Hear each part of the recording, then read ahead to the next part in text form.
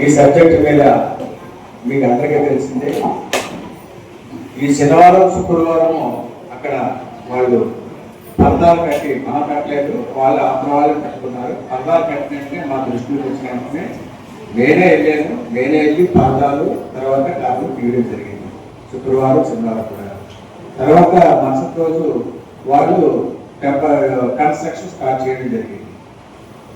ఈ సందర్భంలో నేను కౌన్సిల్ ముందు తెలియజేస్తున్నాను, వాళ్ళు లాస్ట్ సోమవారం లంచ్ మోషన్ పిటిషన్ మూవ్ చేస్తూ WP నెంబర్ 19/6/2025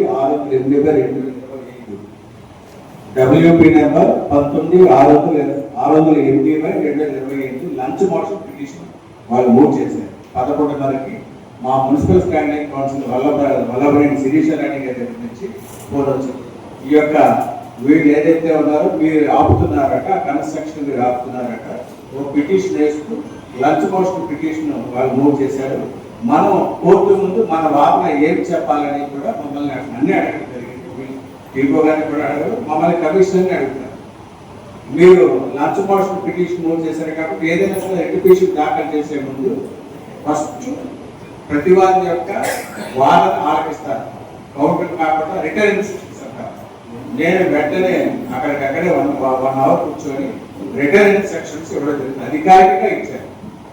ఈ రిటర్న్ ఇన్స్ట్రక్షన్ లో నేనేం ఇచ్చామంటే, ఇక్కడ ఇంతకు ముందు ఆల్రెడీ ఒక WP రిట్ పిటిషన్ 2011లో వేసినప్పుడు అక్కడ ఉన్నటువంటి ఆ స్థలాలు కానీ వీటికి కానీ ఇంతకుముందు పట్టాలు గట్టా ఇచ్చి ఉన్నాయి. వీటిలన్నింటినీ కూడా స్టడీ చేసి వీటిని మన కమిషనర్కి లాస్ట్ 2025లో ఒక ఆర్డర్ ఇవ్వడం జరిగింది. ఇవన్నీ కూడా పట్టాలు అన్నీ కూడా ఒరిజినల్గా ఇవన్నీ కావాలని డిసైడ్ చేసి మీరు ఒక ఆర్డర్ ఇవ్వండి అని డిస్పోజ్ చేయడం జరిగింది. దాని మీద మేము వెంటనే ఫిబ్రవరి 2014/2/2025 తహసీల్దార్ డీటెయిల్ రిపోర్ట్ ఇవ్వడం జరిగింది. ఈ యొక్క గౌరవ హైకోర్టు వారు ఈ రకంగా ఈ యొక్క కన్స్ట్రక్షన్స్ మీద, పాత కన్స్ట్రక్షన్స్ మీద కూడా విచారణ చేయమన్నారు. అందులో అక్కడ ఉన్న వాళ్ళందరికీ కూడా పట్టాలు ఇచ్చున్నట్టు, ఇవన్నీ కూడా జెన్యూనా కాదా, ఇవన్నీ కూడా ఎంక్వైరీ చేసి రిపోర్ట్ ఇచ్చి దాన్ని డిస్పోజ్ చేయండి ఒక ఆర్డర్ పాస్ చేయడం జరిగింది. వెంటనే మేము తహసీల్దార్ గారికి అప్పుడు వాళ్ళ ఉన్నటువంటి పట్టాలు కానీ, డాక్యుమెంట్స్ కానీ, సబ్సిక్వెంట్ ట్రాన్సాక్షన్స్ కానీ ఇవన్నీ కూడా మాకు డీటెయిల్స్ వస్తే నేను ఎంక్వైరీ చేసి ఒక ఆర్డర్ పాస్ చేస్తామని ఇవ్వడం జరిగింది. అది ఒక కేసు మనం రాసింది, ఇందులో రాసింది. తర్వాత ఈ యొక్క ఏదైతే ఈ 5 పిటిషనర్స్ ఉన్నారో వేసిన దావా మీద మేము ఆపడం జరిగిందని చెప్పడం జరిగింది. తర్వాత వీళ్ళు కొత్త కన్స్ట్రక్షన్ చేస్తున్నారు జరిగింది. దీనికి మేమేమి కూడా పర్మిషన్స్ ఇవ్వలేదని కూడా మేము రిటర్న్ గా కమిట్ అయ్యి మన వాదనని హైకోర్టు ముందు ఉంచడం జరిగింది. వాళ్ళు అవతల కేసు కూడా వాదన ఆలపించిన తర్వాత ఓకే ఇవన్నీ తర్వాత పరిశీలిస్తాం. మీ రెస్పాండెంట్స్ ఎవరైతే ఉన్నారో 3 RDO కానీ, తహసీల్దార్ కానీ, కమిషనర్ కానీ, ఆర్టీఆర్టీ డిపార్ట్మెంట్ కానీ ఎవరు కూడా ఆ పిటిషనర్ పొజిషన్ లోకి మీరు వెళ్ళడానికి వీల్లేదని అక్కడికక్కడే ఆర్డర్ పాస్ చేయడం జరిగింది. ఆ యొక్క ఆర్డర్ని పాస్ చేస్తున్నట్టు మా మున్సిపల్ స్టాండింగ్ కౌన్సిల్ నాకు ఫోన్ చేసి చెప్పండి. నేను చెప్పి అది మాకు జనరల్గా ఏంటంటే గౌరవ హైకోర్టులో కానీ ఏదైనా ఆర్డర్ పాస్ చేసేటప్పుడు ఆర్డర్ని ఆ స్టాండింగ్ కౌన్సిల్ కమ్యూనికేట్ చేస్తారు. మేము ఇద్దరు మాట పాస్ చేసాం, మీరు ప్రతివాదులకి మీరు పాస్ చేయండి, తర్వాత అప్లోడ్ చేస్తారు. మాకు అధికారికంగా మా స్టాండింగ్ కౌన్సిల్ తరఫున మీరు పిటిషనర్స్ జోలికి వెళ్ళడానికి వీలేదని మాకు అధికారికంగా రావడం జరిగింది.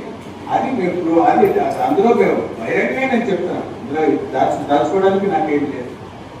ఆర్డర్ అప్లోడ్ చేయడానికి గౌరవ హైకోర్టు వారు ఆర్డర్ పాస్ చేసిన ఆర్డర్ అప్లోడ్ చేయడానికి 2-3 రోజులు పడుతుంది. ఎప్పుడు కూడా అదే డేట్ తో వస్తుంది. ఏదైతే సోమవారం ఉందో ఆ సోమవారం డేట్ తోటి ఆర్డర్ 2-3 రోజులు రావడం జరుగుతుంది.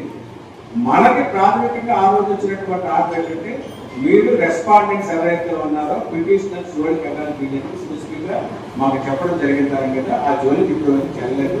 రేపు ఆర్డర్ వచ్చిన తర్వాత ఆర్డర్లో డీటెయిల్ ఏమన్నారో తీసుకొని చట్టపరంగా ఆ యొక్క ఏదైతే అక్కడ నిర్మాణాలు చేస్తున్నారో మనం చేయడం జరుగుతుంది.